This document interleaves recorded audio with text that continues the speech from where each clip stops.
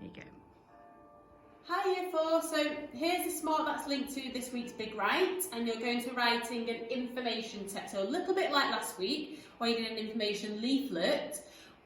This time you're going to be producing it however you want, so you don't necessarily have to do a leaflet. You can do another leaflet if you want to, or you could just do a nice double page spread or single page spread all about seed dispersal, which is what you're going to be writing about. So by the end of Friday, we hope that you are confident and that you are able to organise your writing, and that you will also be using headings and subheadings to organise your work. So let's have a look at the features. Now, you will have heard of that word before. We speak about features a lot in our Big Write lessons. These are the things that we want to see in your final piece of work on Friday. So these things that we're looking out for, we hope that there'll be some pictures and captions. So your caption is your little sentence that goes with your picture telling us what's in the picture. A diagram, that's one that you might decide to put in. That's not one necessarily that we are expecting you to put in, but if you want to do your own little sketch of something with a little caption, it'd be brilliant. We've got the word non-fiction up there now. Non-fiction, we've spoken about this before. If something is fiction, does anybody know what that word means, fiction? Okay, well if you're unsure, if it's fiction, it's made up. So you might read a story, that's a fiction book, it's made up. And information text is non-fiction, it's all factual and it's not your opinion. We want to see headings and subheadings, so they'll be used to help organise your work and achieve your objective. Non-chronological, so you will have heard us talk about chronological before, and that's when we put things in order of how they're happening. For non-chronological, it's the opposite. So you don't need to put them in any type of order. You will just produce your work on your page, and then the person who's reading it can jump from one box to another and don't have to read it through in a particular order. We want it to be noticeable, so nice bold colours, bright and organised, and lots of detailed information. So the first thing you need to do is choose your topic. So we're asking you this week to do your information text on seed dispersal.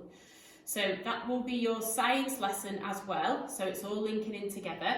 You'll do some research on it, so you need to collect your information. It says use a range of resources, so we've given you a little bit of information on a sheet and provided you with one website where you might get some extra information from. You might have encyclopedias at home, you might navigate around the internet to find your own websites to get information from. So gathering the information from lots of different resources gives you loads of great information to get started. Most reports have a series of paragraphs on different aspects of the subject. So all sections are different paragraphs. Now you might do it like that, a paragraph underneath each other. You might choose to do it like little boxes and things like that. It doesn't matter how you display your work. But you must make sure that you're putting related facts together. So like when you write any paragraph of writing, we would always want you to put anything that's to do with a similar thing in that same paragraph. And the same applies for an information text.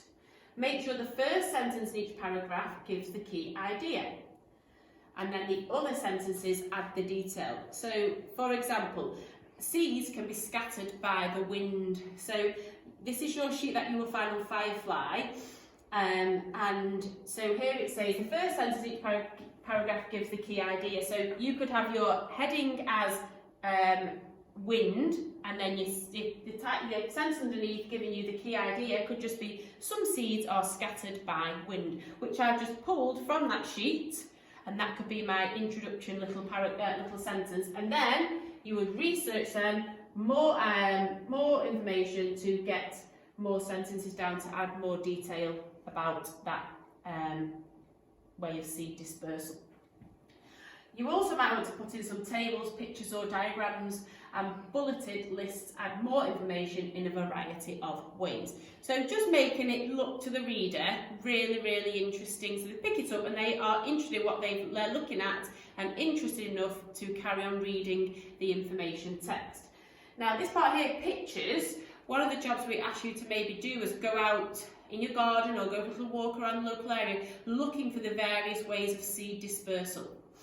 And then you can take some photographs and then you can put those into your information text. So let's look at some examples. Now this is a little bit blurry, but you'll be able to see that straight away it's eye-catching, it's bright, you've got lots of lovely colours, you've got bold titles and subtitles, you've got lots of information, it's all grouped into different sections. We've got all this here about acting animals, so that all those sentences will be to do with that, so they put the related sentences all together. They've got little pictures in there, so there's lots of great ideas from that you could pull from. So it's not all just paragraph underneath each other, they split it off into lots of lovely boxes. So here's an example that somebody's done in a workbook. So you might choose to do it like this. We've got a big title at the top, a big heading. We've got all the subtitles in little bubbles. We've got did you know boxes. We've got facts down here. We've got diagrams and pictures. So again, lots of great information there, and it's all sectioned off, so I can see if I open that up and I wanted to know all about the blood, then I could go straight to this section and read that section there. I don't need to go through it in order because it's very well organised. And then this is an example of just one where they've been done in paragraphs. So it's still quite eye-catching. We've got a nice colourful picture. It's very organised because we've got bold subtitles. So again, if I just wanted to read about collection within the water cycle, I could skim through all that and jump straight to that section there because it's well organised. And they've got a nice fun fact section at the bottom there. So that might be something else you want to consider to put in your own information text as well. So today's task, we want you to research the different ways that seeds scatter. So I've showed you a sheet before, but this is on Firefly. And it says how seeds are scattered. It tells you briefly about the different ways that seeds are scattered. Your job then is to add to this information by doing your own research, and there is a planning sheet on Firefly as well. You can use this, you can use your own planning sheet, doesn't matter, as long as you get loads of lovely information down about the different types of ways that seeds disperse. So that's today's job. And then tomorrow's job, you'll be using the notes from your plan to create your own information page. So here's one example with seed dispersal. We've got different pictures down the right hand side. We've got some little subheadings here, all the information grouped together under there.